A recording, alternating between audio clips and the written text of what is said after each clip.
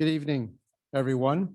I would like to welcome the members of council, staff, and members of the public to this public meeting to address the proposed zoning amendment and call this meeting to order.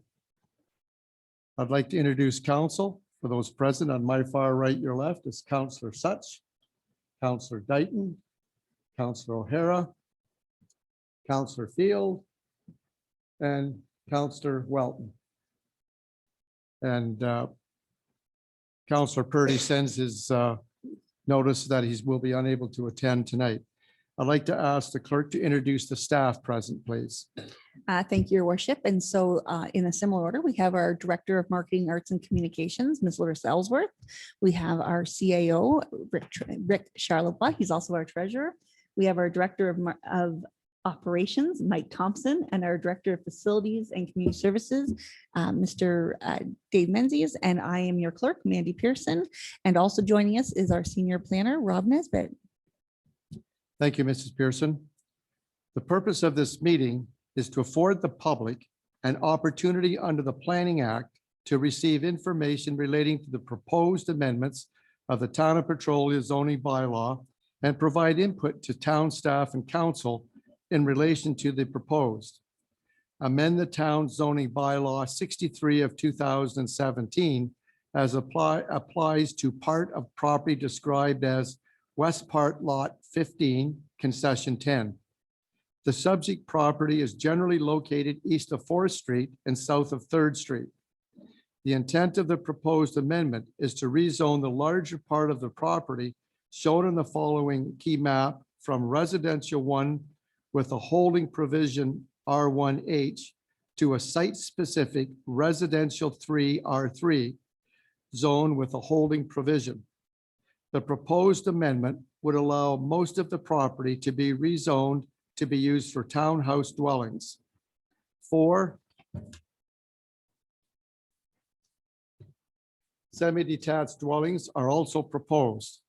The proposed zoning bylaw amendment would also rezone the smaller part of the property shown on the following key map from residential 1 with a holding provision R1-H to residential 1-4 or R1-4.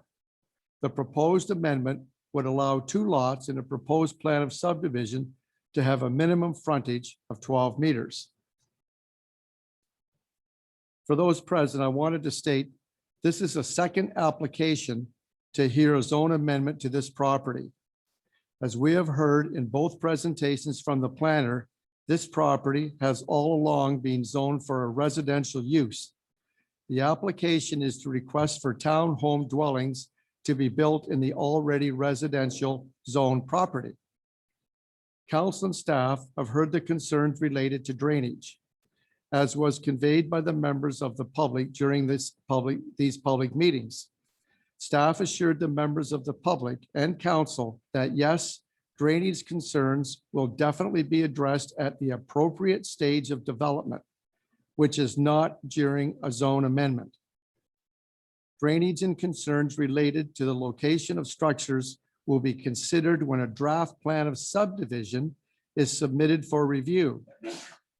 Part of that process includes a public meeting hosted by the county as the approval authority, where members of the public area again are welcome to submit their views on the submitted draft plan vision.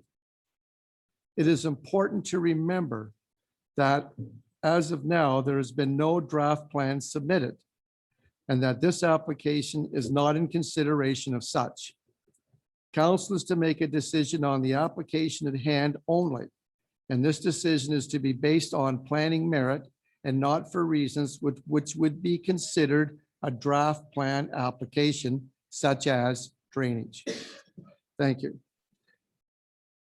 Moving on, I'd like to ask, first of all, Mrs. Pearson regarding our notice for this meeting. Thank you, Your Worship. We just have a minor, the word has escaped me. No, not a minor Oh. adjustment, a minor note to that needs to be read as part of that condition. So this meeting is specific, similar to as you've just previously noted, to the application for zoning bylaw amendment. Any comments that you wish to submit in relation to a draft plan of subdivision, a subdivision agreement, or other item not related to the above application shall be done when appropriate to that specific application. Submissions off topic and not in relation to the proposed application shall not be brought forward. If you require any clarification, please contact me anytime in advance of your submission for a presentation at that time. And so the other caveats that we have above are that the notices were issued in the Independent on June 16th, email and mail to the required agencies on June 15th, website and public notice posting on June 14th, traditional mail to surrounding properties on June 15th, and the sign was posted on the property June 15th, therefore satisfying all requirements under the Planning Act. Thank you, Mrs. Pearson. And at this time, I'd like to introduce our senior planner, Mr. Rob Nesbitt, to come forward for his report, please. Number of people who have an interest in this application.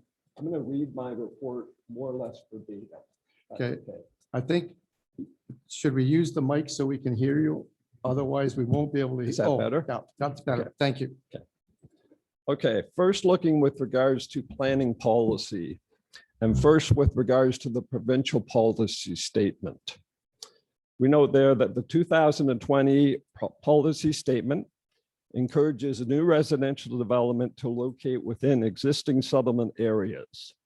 A specific section of the PPS states that new development should be adjacent to existing built-up area and should be served by full municipal services.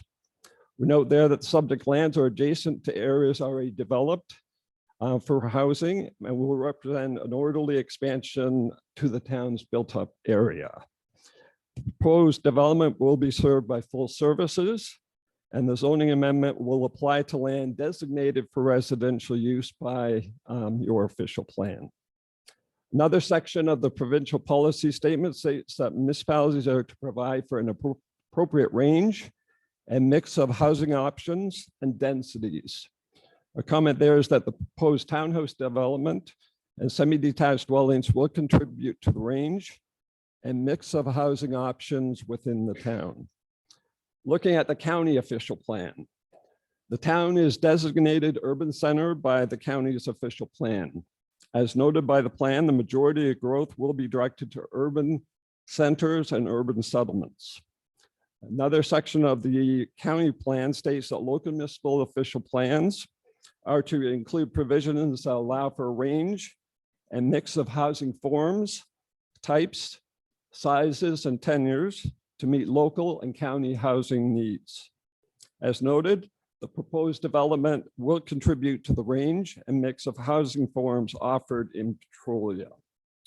Another section of the county plan encourages the local municipalities to provide opportunities for intensification of housing. Techniques suggested by the county include directing housing to vacant lots in existing residential areas and redeveloping of sites not previously used or underutilized for residential purposes. We note there that the subject lands are currently vacant and are located in an area where several other plans of subdivision are proposed. It is expected that these subdivisions will be primarily composed of individual lots for single detached dwellings. While a significant portion of the applicant's lands will also be used for single detached dwellings, the subject lands appear well suited for medium density residential use, such as the proposed townhouses. Looking at your official plan, lands are designated residential by the town's official plan. The official plan states that in accordance with the provincial policy statement, that in accordance with the 2014 provincial policy statement, encourage opportunities for a range of housing accommodations to meet the needs of present and future residents, encompassing a population with diverse lifestyles and economic means. A comment there is that proposed dwelling units will expand the range of housing options available to prospective purchasers and will make efficient use of existing services and community facilities. Another section of your plan states that to conserve the housing stock and character of existing residential areas and to prevent encroachment of undesirable uses and types of development. A comment there is that the subject lands abut a neighborhood comprised of single detached dwellings. The conceptual drawing for the draft plan of subdivision, and I note it's a conceptual plan only. The conceptual drawing includes 2 cul-de-sacs that will provide access to 16 townhouse units and 8 semi-detached dwelling units. The cul-de-sacs were previously designed to directly abut the rear lot lines of the 2 existing lots on 4th Street and would be located in close proximity to 4 other lots. While the draft plan of subdivision is not being considered at this time, the applicant was advised that our department would have major concerns with the previous road layout. Specifically, we were concerned that the nearby residents on 4th Street would be significantly impacted by noise and lights associated with traffic using the cul-de-sacs. In response, the draft plan of subdivision will no longer have cul-de-sacs that abut an existing lot on 4th Street.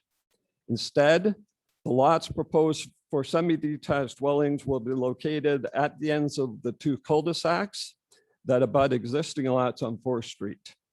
Zoning bylaw regulations for semi-detached dwellings will apply. So even though this is a conceptual plan, we have been advised by the applicant that this new layout will be moving forward. And because we also comment on the plan of subdivision, we would provide the same comment in that regard. Okay. Another section of your plan states that existing residential areas, an increase in residential density may be considered where the scale and character of new or renovated dwelling units are compatible with the surrounding areas. Residential intensification will be considered in areas of existing development that have sufficient servicing capacity. Techniques may include redeveloping sites not previously used for residential purposes and encouraging higher densities in new development. While the proposed townhouse development will be denser than the nearby residential uses, the proposed amendment includes regulations that will ensure the character and scale of the proposed uses will be compatible with the surrounding area. For example, the amendment requires a townhouse or street townhouse to be located at a minimum setback of 10.5 meters from any rear lot line of a resident or of a property that is owned R1. This increased building setback will help to protect existing residents' enjoyment of their properties. And then lastly, with regards to the reduced lot frontages on the 2 nearby lots that are proposed. As noted, the applicant has proposed amending the zoning bylaws that applies to a small area of land that will be used for 2 proposed lots, which are intended to be used for single detached dwellings. The land to be affected by this amendment will be located on the east side of 4th Street, with a portion of the street that is extended as part of the residential or subdivisions development, is located immediately south of 460 Street. The land would be rezoned from R1 to a site-specific residential 1(8) zone. The effect of that amendment would be to allow 2 new lots to have frontages of 12 meters instead of frontages of 16 meters. We have no concerns with this amendment. The zone that currently applies to a number of lots along the east side of 4th Street and along the south side of 6th Street allow lots to have minimum frontages of 12 meters. permitting the 2 new lots to be subject to the same reduced lot frontage will result in the lots being developed for single detached dwellings that are of a similar character to other nearby properties. So with regards to our recommendation, development is determined by the conformity and direction set out in the community's planning documents. The proposal has planning merit as it maintains the intent of the provincial policy statement, the county official plan, and the town's official plan, as well as your comprehensive zoning bylaw. Approval of a site-specific R3 zoning amendment that allows 17 townhouse dwellings, 76 units of townhouse, and 8 semi-detached dwellings is recommended. We also recommend approval of the zoning bylaw amendment that rezones a small area of land that will be used for 2 proposed lots from R1 to a site-specific R1 bracket 8 zone. As previously noted or stated, the amendment should include a holding provision that will be removed upon the granting of draft plan of subdivision approval on the applicant's property. Those are our comments. Thank you, Mr. Nesbitt. We'll move on now. For those that have requested to speak, we'll take the written submissions first, and I'll ask the clerk, operations clerk, Mrs. Pearson, to give us those in order, please. Thank you, Your Worship. We actually received no written submissions for this application. All right, so I'll go to the public. And we do have 3 that have registered from the public to speak. Okay, we'll take those 3 first. Miss Allison Mavis is first on the docket. Okay, thank you. Please come forward, state your name and address for record, please. Allison Mavis, 434 4th Street. So I just want to clarify something for a minute, because what you read and what you read at the beginning means that anything I have to say about drainage is basically off the table. It's not to be talked about right now. That's correct. Only refer to the zoning matter at hand. Does that include questions about the procedure of how things are going to be done? You can certainly ask on the procedure. Perfect. First thing I have is some questions for the planner. So you said that this new draft plan includes some semi-detached homes, and that those, from my understanding, are going to be at the back of the 4th Street properties, correct? Is that allowed to be changed at later date? Or if that's what comes and that's what's now proposed and that's what's now approved, can the developer then later on change their mind and go back to all townhouses? Just to interrupt, your questions will go through me, Oh, sorry, and then we'll refer him to answer. So sorry. if you're okay, then I'll ask Mr. Nesbitt to respond, please. No, we would be capping the number of units within the amendment itself. Okay, because the previous request was for 66 townhouses, and now the request is 76 townhouses and 8 semi-detached. So that's actually increased the number of homes. And again, I'm not sure whether the that is what was proposed in the conceptual plan that we were provided with. So may I ask? the- No, just a sec. I'll have the clerk, please, to address some of that. Yeah, so as for context of the report, Mr. Nesbitt included that is conceptual. The actual plan, once solidified, is what happens at the draft plan meetings, which are public meetings. And that plan is when the exact location, dimensions, everything of what the to built will be referenced on. And at that time is when any amendments could be made or considered. It's only when council approves the subdivision agreement, which is further down the line. Once that subdivision agreement is approved, it is solidified, and the only way they can change that is to make an amendment to the subdivision agreement, which would go back through a process. So the draft plan is a public meeting, and that is held by the county as they're the planning authority, and they approve all that.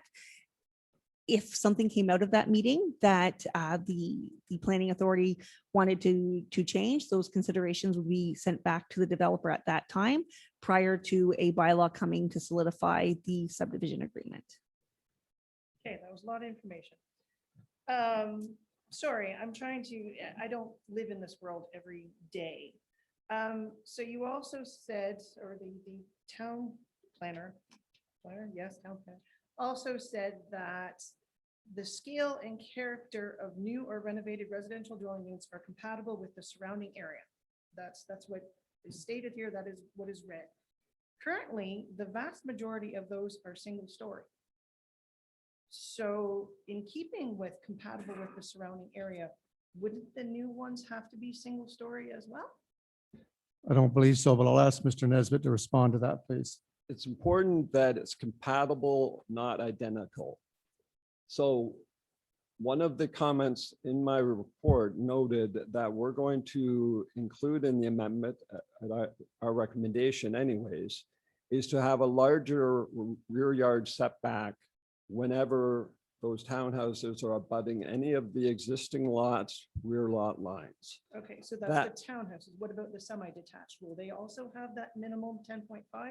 No, because semi-detached dwellings are low density compared to a townhouse type form. So we end up with lots of developments where you've got a mix of single detached, semi-detached, duplex.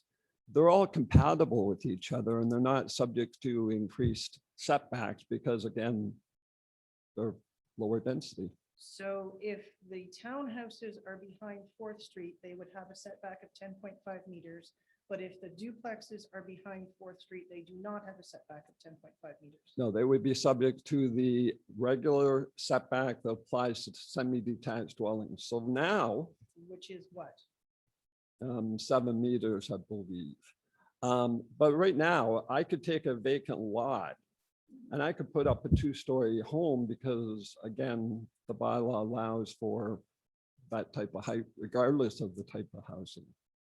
Okay. So that's it.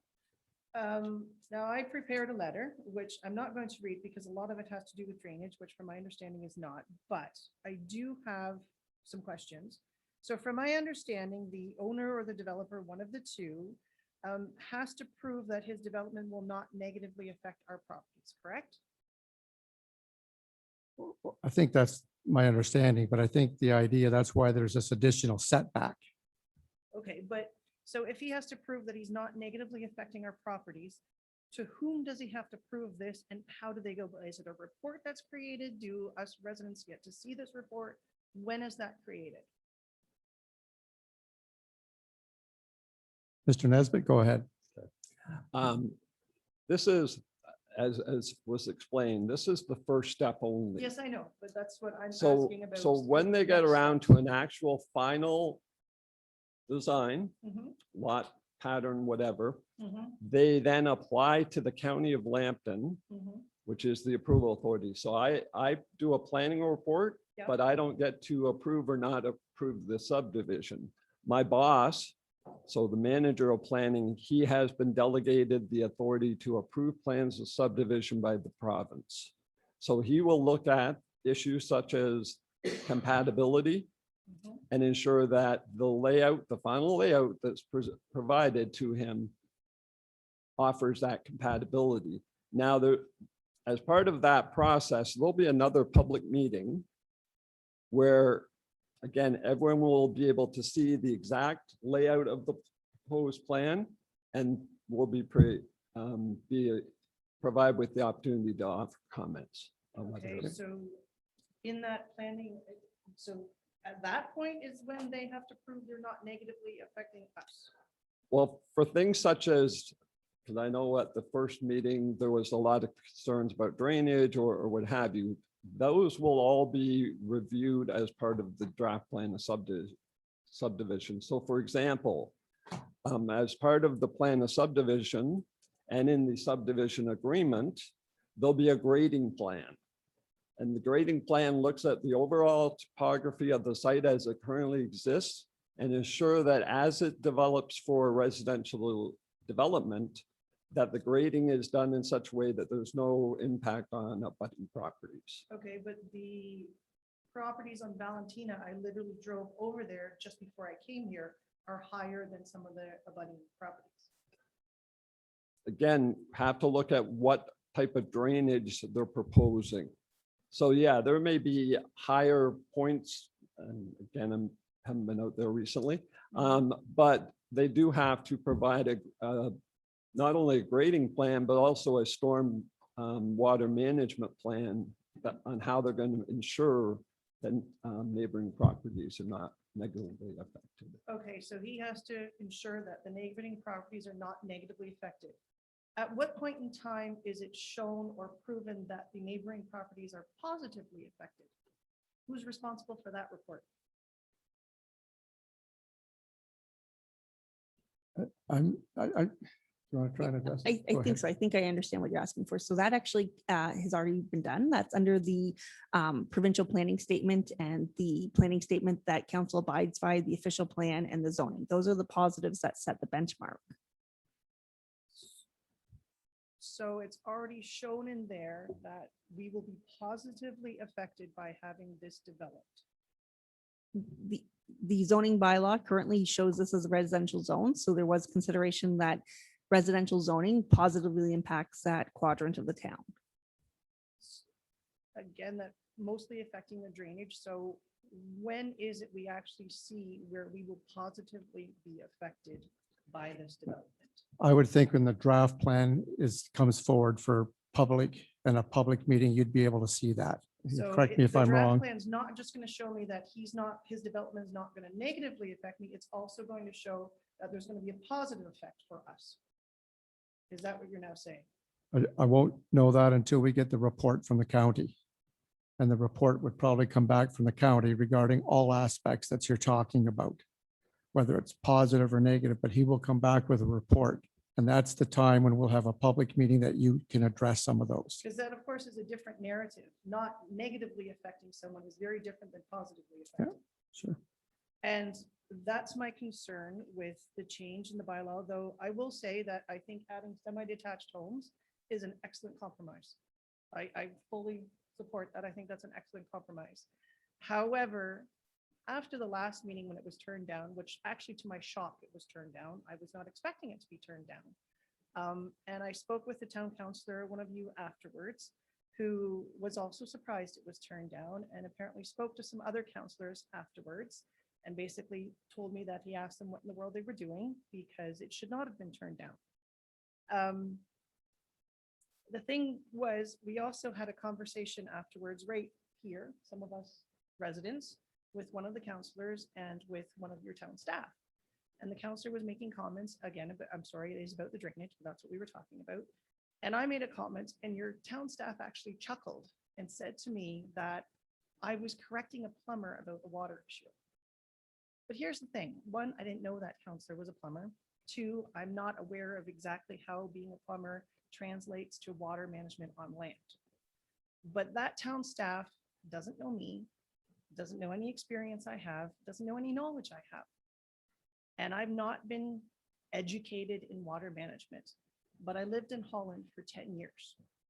And there's pretty much no general public culture that you could find currently on the earth that knows more about water management than the Dutch.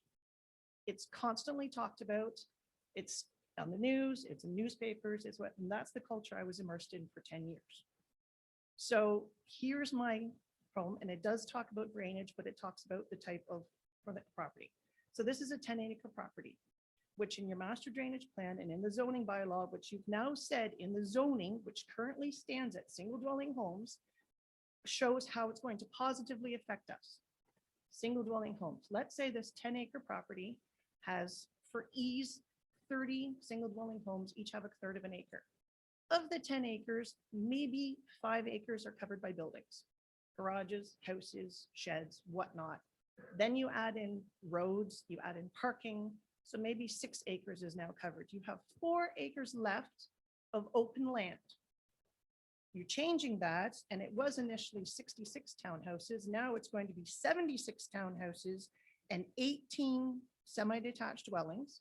So instead of only having 5 acres of the 10 covered by buildings, you maybe have 8, right? And then you have to add the roads, you have to add the parking, because for townhouses, you have to have 1.5 parking spaces per townhouse. So you're adding more parking. So you're now sitting at maybe 8.5, 9 acres that are covered by buildings.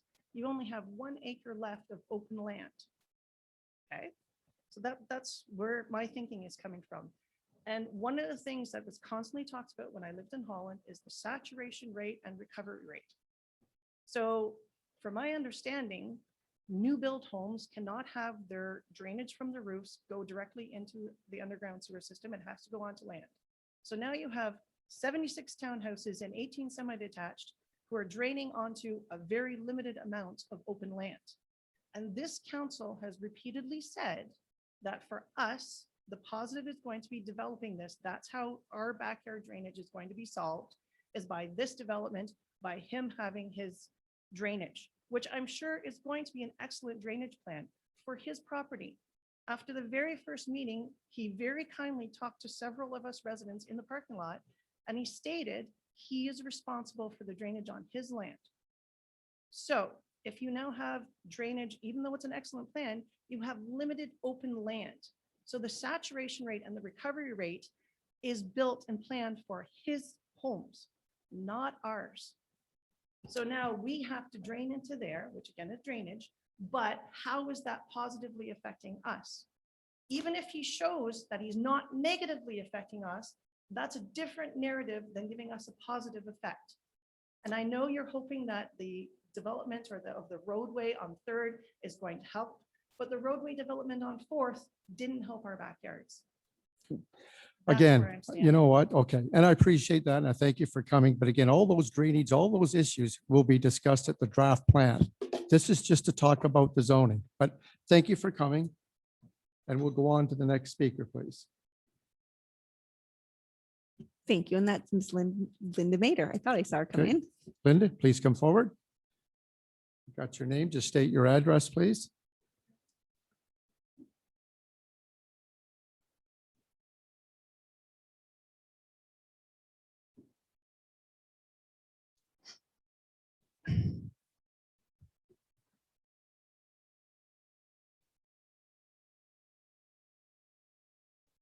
Linda Mader, 4427 3rd Street.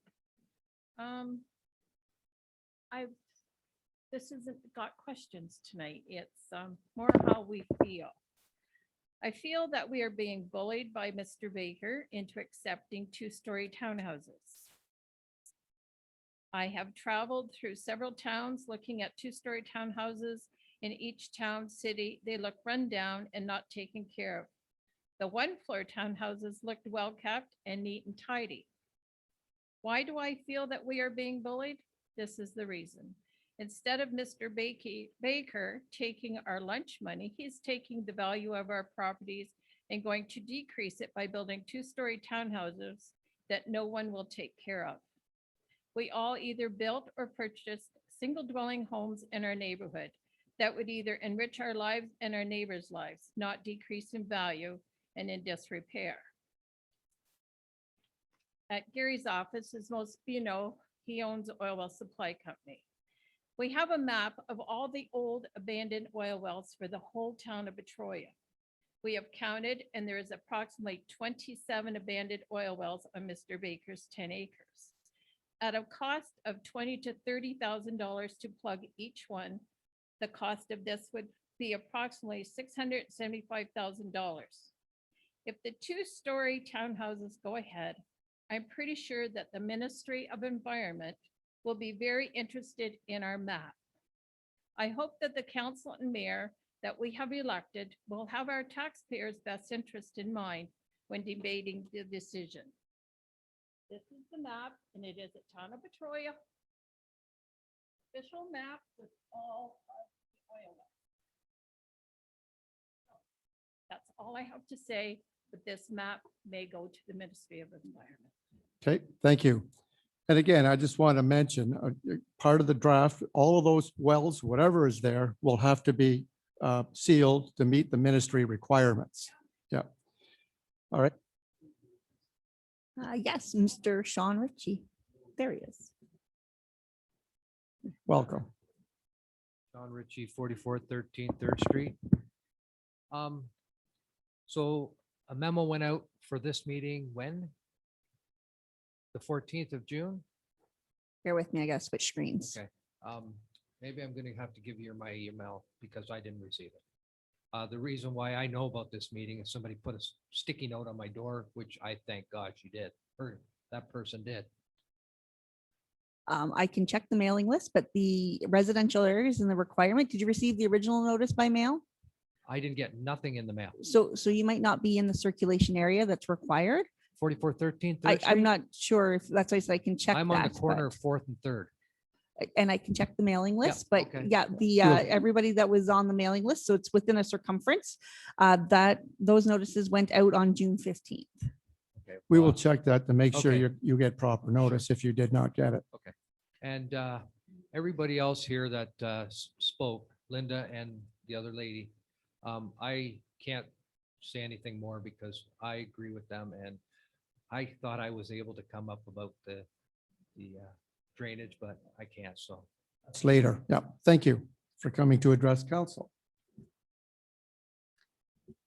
Yes, that's everyone who's registered. Okay, I'll open it up for anyone here wishing to address council at this time. If you'd like to come forward to speak regarding the rezoning application before council. Okay, come on. Oh, wait, it's just, all right. State your name and Hello. address, please. Emily James, 4444. I'd just like to say, I think we're moving in the right direction, including the duplexes that have been proposed in this new conceptual proposal. I guess it hasn't been finalized yet, but I was wondering if, I just want some clarification about whether or not I'm visualizing this properly. So the cul-de-sac roads will still run east-west, but at the end of the cul-de-sac, that's where you're proposing these duplexes will go? These, if I can. Oh, I'm this- sorry, yeah, I'm supposed to be this- addressing you. They're all conceptual. That can change whatever. That will be dealt with with the draft plan when it comes forward. But it sounded as though this was a serious conceptual consideration that's being put forth right now to alleviate some of the concerns that the residents had about headlights in their bedroom windows and stuff. I'll ask the planner if he can address that. Yeah, so there was a conceptual drawing for the proposed plan that was provided to us. As I mentioned, one of our concerns was the arrangement of the cul-de-sacs and the fact that traffic would be directly, more or less abutting those existing homes with headlights and noise. So the conceptual drawing has introduced two cul-de-sacs that will again have semi-detached dwellings at the ends of them. And those will help to shield the existing residents from any impacts related to the traffic use in the cul-de-sacs. So as I noted, when we get around to the plan of subdivision, we expect the same concept to be moving forward. And we will express the same concern if that final layout does not protect those residents from impacts. Okay, that Okay. addresses my question. I'd just like to say too, I feel like we were heard at the last meeting. And I didn't expect to be, so that's great. Thank you. Thank you for coming to address council. And yes, you're correct. You were definitely heard at the last meeting regarding all the drainage issues. And again, all these plans, the layout, whatever, will be coming before you for your input when the planner finally has a chance with his staff to review it and bring it back for another public meeting. Anyone else wishing to address council regarding the rezoning? Please come forward. State your name and address, please. Deb Blackstock, 458 4th Street. I, along with my fellow citizens, am opposed to the townhouses. Why can there not just be single-family dwellings or duplexes back there? Why the need to cram so many people into such a small space? Is it a tax revenue that's the drawing card for this development? The agenda for Monday's council meeting hasn't been posted. Is the passing of this bylaw going to be on that agenda for Monday's meeting? Out of curiosity, why was the meeting notice posted at First Ave and Garden Crescent? Nowhere's near 4th or 3rd Street. I'll ask the clerk to respond to some of that, please. I can. So I'm on holidays this week, and so the agenda actually will be posted at noon on Friday, not early as it usually is. I'm glad we can post our regular council agendas earlier on a typical week, but this week I'm actually not in the office, so it will be posted by the required time, which is noon on Fridays. So that'll be out there tomorrow. The bylaw would likely be on that meeting. It is the next regular scheduled meeting of council. So to my knowledge, and I will know for sure tomorrow, but the bylaw will be on that meeting for consideration. For the signage, it's a large parcel of land. Our Public Works Department puts it at the most observant corner, I guess is the way you could look at it. So there was many places where that sign could be placed on the property. They placed it there. But there should have been one closer to Third or Fourth, like people wouldn't see it down by Garden, like. That's not where the development's happening. I guess that's why. And I guess that's why there's several forms of notification, right? Yeah. Okay, thank you. But so noted, and I thank you for coming to address council. And that will be noted. Anyone else wishing to address council regarding the rezoning application before you? Seeing none, I will ask staff if you have any questions for the planner at this time. And I'll ask council, because we will be debating this if it's on Monday night's council meeting, but if you have any questions for clarification, this is the time to talk to the planner. So I'll ask council again, do you have any questions for the planner at this time?